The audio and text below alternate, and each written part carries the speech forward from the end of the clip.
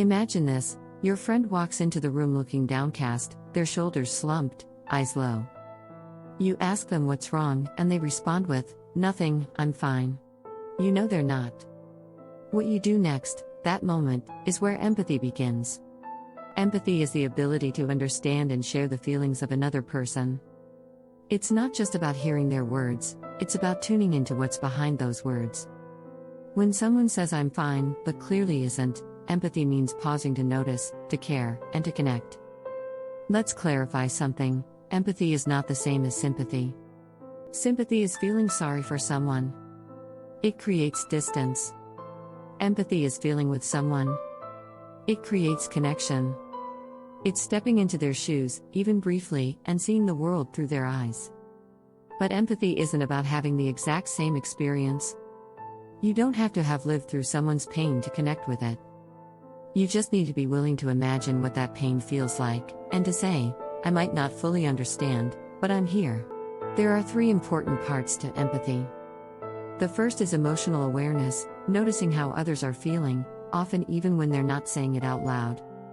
That means paying attention to body language, tone of voice, and facial expressions. Sometimes people say "I'm fine," but their voice cracks or their eyes are filled with worry. That's a signal. The second part is perspective taking. This is putting aside your own thoughts for a moment and asking, what must this be like for them? It's about imagining what they're going through, not from your point of view, but from theirs. Even if you would react differently, empathy means recognizing that their feelings are valid. And the third part is responding with care. Sometimes, we want to jump in with solutions or comparisons. Just don't worry about it, or I've had worse. But what people often need most isn't advice, it's presence. A simple, "That sounds really tough. Do you want to talk?"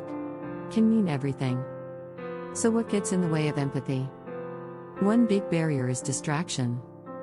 We live in a world full of noise, phones, stress, rushing from one thing to the next.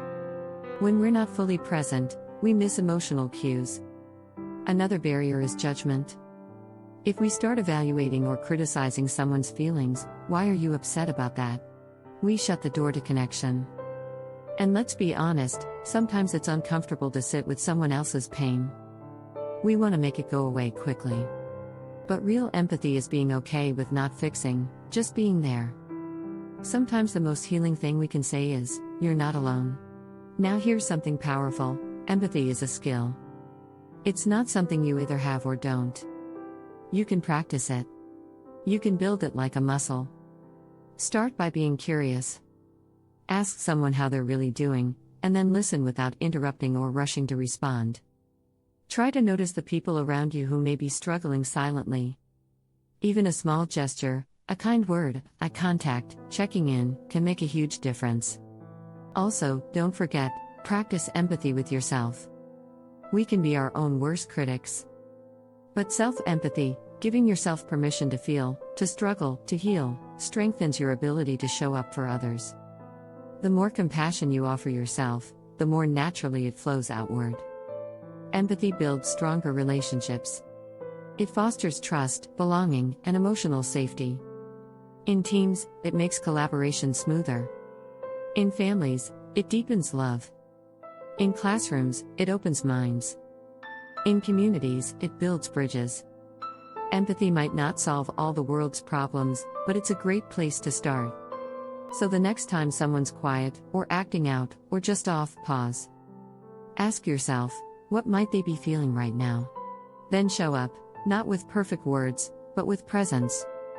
Because more than anything, empathy is about making someone feel seen, heard, and valued. And in today's world, that might be the most important skill of all.